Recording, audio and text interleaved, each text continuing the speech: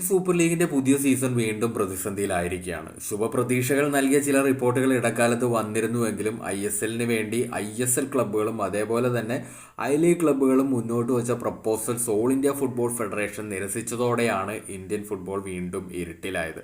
ISL ക്ലബ്ബുകൾ 10 കോടി federation നൽകാൻ തയ്യാറായിട്ടും ഫെഡറേഷൻ അത് അംഗീകരിച്ചില്ല. ISL ഫെഡറേഷന്റെ നിയന്ത്രണത്തിൽ തന്നെ പൂർണ്ണമായും നടത്തണമെന്നാണ് ഫെഡറേഷൻ ആവശ്യപ്പെട്ടത്.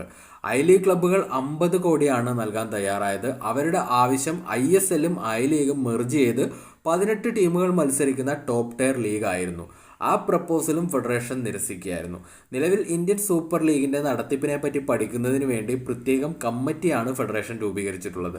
കേരളം, ഗോവ, വെസ്റ്റ് ബംഗാൾ ഉള്ള പ്രതിനിധികളാണ് കമ്മിറ്റിയിൽ ഉൾപ്പെട്ടിട്ടുള്ളത്. അതേസമയം അന്താരാഷ്ട്ര മത്സര നിലവാരത്തിലേക്ക് ഉയർത്തുന്നതിന് വേണ്ടി അറ്റകുറ്റപ്പണികൾ നടത്തിക്കൊണ്ടിരുന്ന കേരള ബ്ലാസ്റ്റേഴ്സിന്റെ ഹോം ഗ്രൗണ്ടായ കലൂർ സ്റ്റേഡിയത്തിലെ പണികൾ പൂർത്തിയായിട്ടുണ്ട്.